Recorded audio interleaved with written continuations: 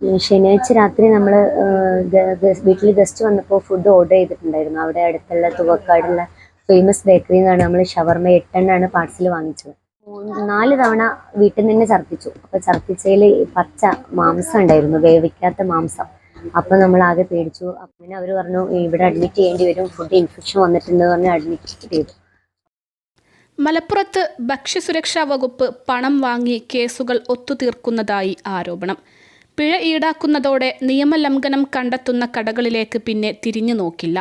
അതുതന്നെയാണ് ഭക്ഷണത്തിൽ മായം കലർത്താൻ കടകൾക്ക് ധൈര്യമാകുന്നതെന്നും തുവ്വക്കാട് ഭക്ഷ്യവിഷബാധയ്ക്കിരയായ 2 വയസ്സുകാരിയുടെ കുടുംബം ആരോപിച്ചു. തിരൂരിനടുത്ത് തുവ്വക്കാട് ഷവർമയിൽ നിന്ന് ഭക്ഷ്യവിഷബാധയേറ്റ 2 വയസ്സുകാരി ഇപ്പോഴും ഗുരുതരാവസ്ഥ തരണം ചെയ്തിട്ടില്ല. പക്ഷെ ഒറ്റ ദിവസം കൊണ്ട് തന്നെ ഭക്ഷ്യവിഷബാധയ്ക്കിടയാക്കിയ ഷവർമ വിൽപ്പന നടത്തിയ കട തുറന്ന് പ്രവർത്തിക്കാൻ ആരംഭിച്ചു. ഇതേക്കുറിച്ച് ചോദിച്ചപ്പോൾ സ്റ്റോക്ക് അറേഞ്ച്മെന്റിനായി തൽക്കാലത്തേക്ക് തുറന്നതാണെന്നാണ് വനിതയായ ഭക്ഷ്യസുരക്ഷാ ഓഫീസർ ആദ്യം മറുപടി നൽകിയതെന്നും പിന്നീട് ചോദിച്ചപ്പോൾ ഇനി വിളിക്കരുതെന്ന് പറഞ്ഞ് ഫോൺ കട്ട് ചെയ്തെന്നുമാണ് യുവതി പറയുന്നത്. ഇക്കാര്യത്തിൽ പോലീസിന് പരാതി നൽകിയതിന് പിന്നാലെ അബോധാവസ്ഥയിൽ കഴിയുന്ന കുഞ്ഞിന് ദഹനക്കേട് മാത്രമേ ഉള്ളൂവെന്നും കുഞ്ഞിന് ഷവർമ കൊടുത്തത് തന്നെ തെറ്റാണെന്ന തരത്തിലാണ് ഭക്ഷ്യസുരക്ഷാ ഓഫീസർ പോലീസ് സ്റ്റേഷനിൽ നിന്ന് വിളിച്ചപ്പോൾ പറഞ്ഞതെന്നും സൽഫത്ത് പറയുന്നു.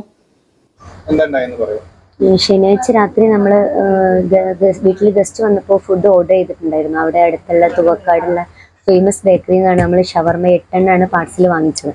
അതിൽ ഒന്ന് ഇവളുടെ ഉപ്പയും ഇവളും മകളുമാണ് ഒരു ഷവർമന്ന് കഴിച്ച, അവരിലാണ് ഇൻഫെക്ഷൻ വന്നിട്ടുള്ളത്.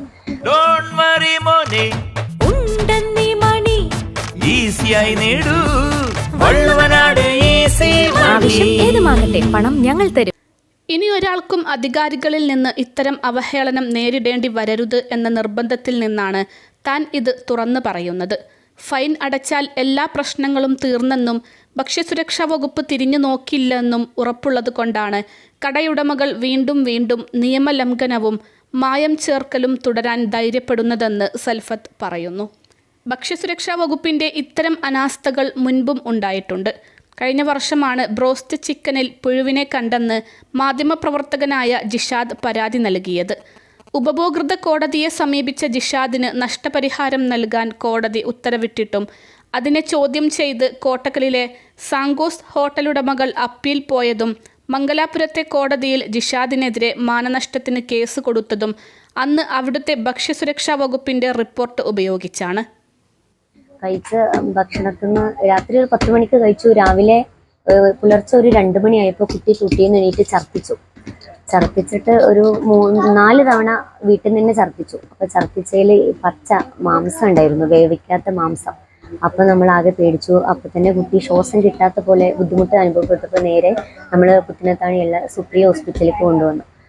അപ്പോൾ അവിടെ നിന്ന് അവർ ഒബ്സർവേഷനിൽ കിടത്തി നോക്കിയപ്പോൾ കൗണ്ട് കൂടുതലുണ്ട്.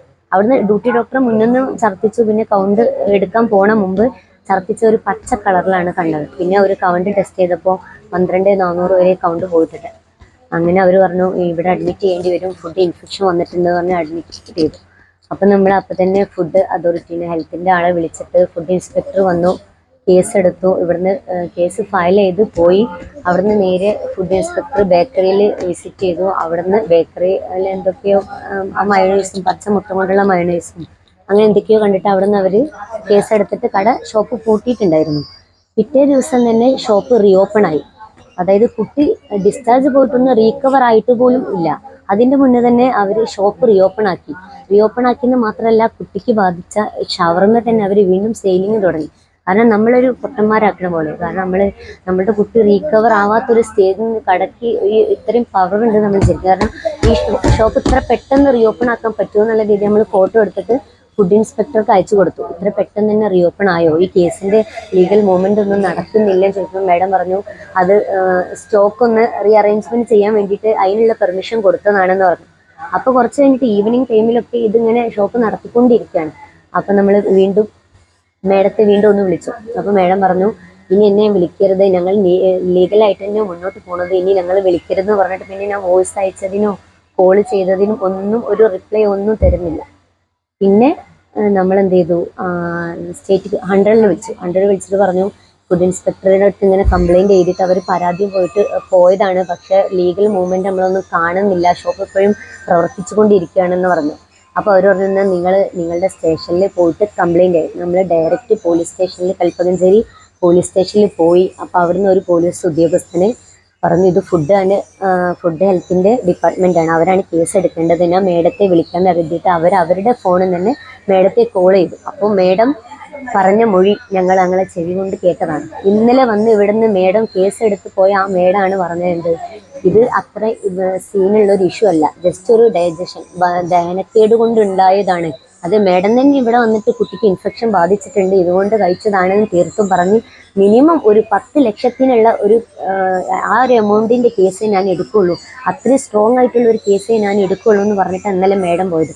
അതേ മേഡത്തിൻ്റെ വോയിസാണ് ഞങ്ങൾ അന്ന് കേട്ടത്. ആ പോലീസ് ഉദ്യോഗസ്ഥൻ്റെ കോളിൽ നിന്ന് മേഡം പറഞ്ഞത് ദഹനക്കേട് കൊണ്ടാണ്, അതുകൊണ്ട് വലിയ സീനൊന്നുമില്ല, 2 വയസ്സായ കുട്ടിക്ക് അവർ ഷവർമ കൊടുക്കുന്നത് തെറ്റാണ് എന്നുള്ള രീതിയിൽ ഒരു നെഗറ്റീവായിട്ടാണ് പറഞ്ഞത്. മൊഴി മാറ്റിയെന്ന് തന്നെ പറയാം.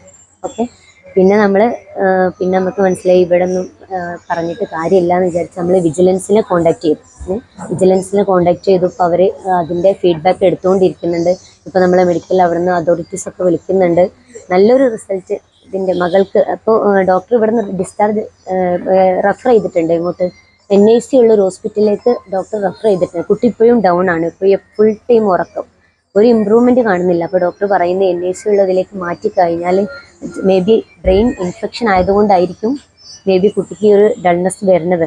അതുകൊണ്ട് NIC ഉള്ളൊരു ഹോസ്പിറ്റലിലേക്ക് പോകുന്നതായിരിക്കും നല്ലതെന്ന് പറഞ്ഞിട്ട് ഇവിടുന്ന് ഡോക്ടേഴ്സ് അടുത്തുള്ള NIC ഉള്ള ഹോസ്പിറ്റലിൽ സജസ്റ്റ് ചെയ്തിട്ടുണ്ട്. ഇനിയിപ്പോൾ നമ്മൾ ഇവിടുന്ന് ഡിസ്ചാർജ് വാങ്ങിയിട്ട് അങ്ങോട്ട് പോകാൻ വേണ്ടി നിൽക്കുകയാണ്. നമ്മളെ കുട്ടി എങ്ങനെയെങ്കിലും ഒരു നല്ല റിക്കവറായിട്ട് നല്ല രീതിയിൽ വരണം. അതുമാത്രമല്ല ഇങ്ങനെയുള്ള അഴിമതികൾ അല്ലെങ്കിൽ ഇങ്ങനെയുള്ള ഇഷ്യൂസ് പബ്ലിക്ക് അറിയണം. ആ ഒരു എൻ്റെ മകൾക്ക് സംഭവിച്ചതിന് വേറെ നാളൊരാൾക്കും സംഭവിക്കാൻ പാടില്ല. ഇനി സംഭവിച്ചാൽ തന്നെ അവർ മുന്നോട്ട് പോകുമ്പോൾ എന്തൊക്കെ പ്രതിസന്ധികളാണ് നിങ്ങൾക്ക് നേരിടാൻ പോകുന്നതെന്ന് ഞങ്ങളുടെ അനുഭവത്തിലൂടെ തന്നെ നിങ്ങൾക്ക് ഷെയർ ചെയ്തതാണ്.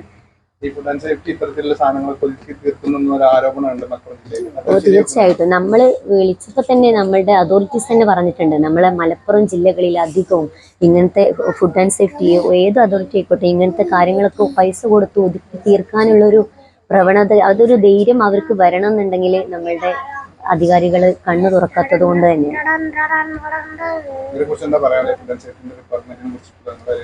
ഫുഡ് ആൻഡ് സേഫ്റ്റി നമ്മൾക്ക് എല്ലാവർക്കും എന്നും ഭക്ഷണം നമ്മൾ വിശ്വസ്തയോടെ ഓരോ ഫുഡിൻ്റെ ഹോട്ടലിനായിക്കോട്ടെ ബേക്കറിക്കായിക്കോട്ടെ അവർക്ക് അവരുടെ ലൈസൻസ് കൊടുക്കുമ്പോൾ ലൈസൻസ് കൊടുക്കുന്നത് എന്തും ചെയ്യാനുള്ള ലൈസൻസ് അല്ല, പബ്ലിക്കിൻ്റെ ആരോഗ്യം ഹെൽത്ത് സംരക്ഷിക്കുക എന്നുള്ളൊരു റെസ്പോൺസിബിലിറ്റി കൂടെ ഉണ്ട്. ആ ഒരു വിശ്വാസത്തിലാണ് അവർ ലൈസൻസ് കൊടുക്കുന്നതും നമ്മൾ അവിടെ ഭക്ഷണം പോയി കഴിക്കുന്നതും.